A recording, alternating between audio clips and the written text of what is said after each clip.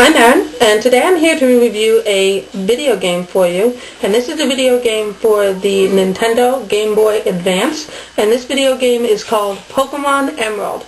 Now, Pokemon is a series of video games, and there are lots and lots and lots of them, and usually they're released in groupings of two.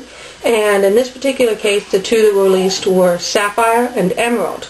Now, for whatever reason, Sapphire and Emerald are very, very similar, but the one that is preferred, according to my child, is Emerald. And the reason being is that it has more legendary type Pokemon. Now, legendaries are the ones that are rare and difficult to catch, and therefore the most desirable. Now, the thing that my son finds neatest about this is that he is able to use this video game in his new Nintendo DS, rather than simply in the Game Boy. And this enables him to trade back and forth virtual little monsters between the various Pokemon games that he has. Now, Emerald, even though it's a relatively older game, is still pretty expensive, and it costs about $35 if you want to purchase it on Amazon or someplace like that. So it's extremely popular, and all of the young boys who are into Pokemon really like the Emerald game because of the legendaries that it has available. Now I'm going to show you a little bit of gameplay on the game and talk a little bit more about it.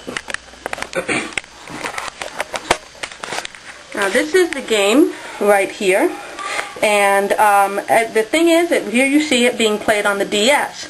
Now normally when you play a game on the DS you would be able to see something down here on this screen and something up here. But because this is an advanced game, you only get one screen. But it still plays in exactly the same way with the buttons on either side.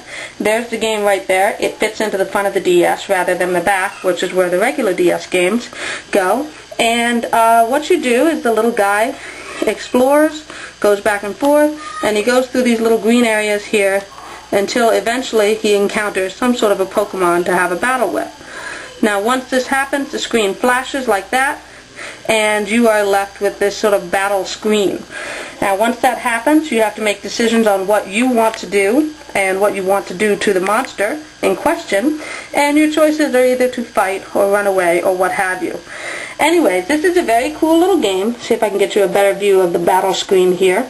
And my son enjoys it a lot. And of all the Pokemon games that he has, other than the brand new ones which were just released, Diamond and Pearl, Emerald is definitely his favorite. Thank you.